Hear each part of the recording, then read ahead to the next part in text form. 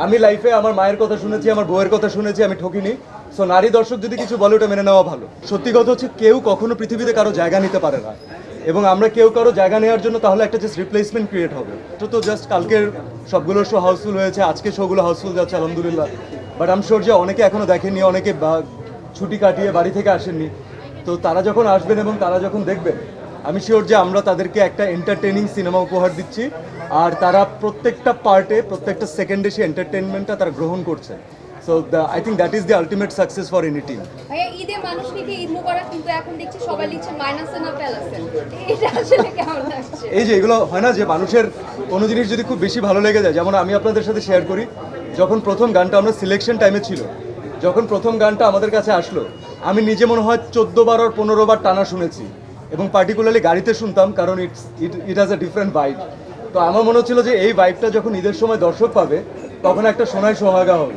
তো আলহামদুলিল্লাহ everyone has taken that, সবাই পছন্দ করছেন।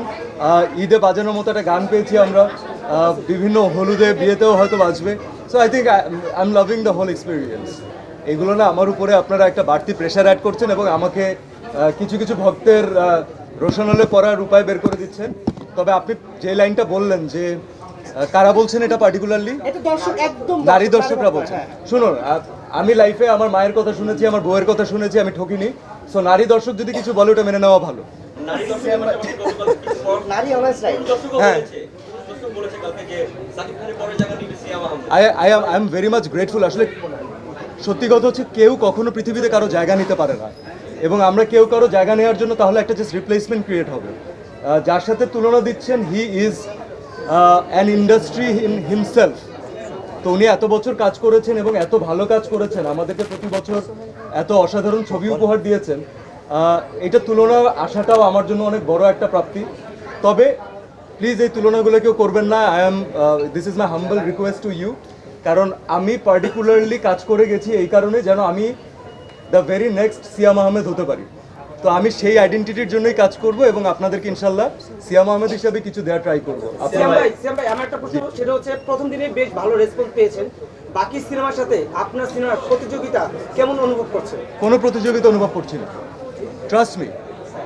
আপনাদের যদি মানে অনেক দর্শকের না, আসলে এটা হয় কি এক্সট্রিম ভক্তদের মাঝখানে এই জিনিসগুলো দেখা যায়। আপনারা বিশ্বাস করেন, যখন আমাদের একই সাথে আমরা জানি যে 3-4টা সিনেমা হাউসফুল চলছে, আমরা তখন আমাদের ওই সিনেমার যে কলিগ আছে, ওই সিনেমার যে ডিরেক্টর আছে, ওই সিনেমার যে প্রডিউসার আছে, আমাদের নিজেদের মাঝখানে কথা হয়, এবং আমরা তাদেরকে কংগ্রেচুলেশনস বলি। আমরা বলি যে ফাটায়া দিচ্ছে, খুবই ভালো হচ্ছে, সামনে আরও ভালো যাবে। এবং এটা ভাইস ভার্সা। অন্য একজন ডিরেক্টর আর্টিস্ট যখন দেখেন আমাদের সিনেমা হাউসফুল যাচ্ছে, গতকালকে থেকে আমরা কতগুলো ফোন কল পেয়েছি, রাইট? তো এই যে যখন আমরা খেলতে যাই, তখন আমরা মাঠে সবাই একসাথে খেলি, কিন্তু তখন কিন্তু কে জিতলো কে হারলো এইসব জিনিস থাকে না। তো this is a beautiful place. Maximum মানুষজন আমরা একসাথে কাজ করে বড় হয়েছি। সোহেল ভাই এখানে আমাদের সাথে জয়েন করেছে, সোহেল ভাইয়ের সাথে আমরা সেই নাটক থেকে কাজ করেছি, ওটিটি থেকে কাজ করেছি। এইসব না, এগুলো শুধুমাত্র ভক্তদের মাঝখানে একটা গ্যাপ ক্রিয়েট করা, আর কিচ্ছু না। আমরা প্রত্যেকের সাকসেসে গর্ববোধ করি, কারণ খেয়াল করে দেখবেন যে লাস্ট ইয়ারে তখন একটা বরবাদ হয়েছিল, তখন আমার জঙ্গলি রিলিজ পেয়েছে। তো লাস্ট ইয়ারে একটা বরবাদ সাকসেসফুল হয়েছে দেখে এবছর আমি রাক্ষস করতে পারছি। আলহামদুলিল্লাহ এবছর রাক্ষস সাকসেসফুল হচ্ছে, ইনশাল্লাহ নেক্সট ইয়ারে অন্য কিছু হবে, আরও বড় কিছু হবে, right? So this is a plus for the industry, and we should all celebrate it together.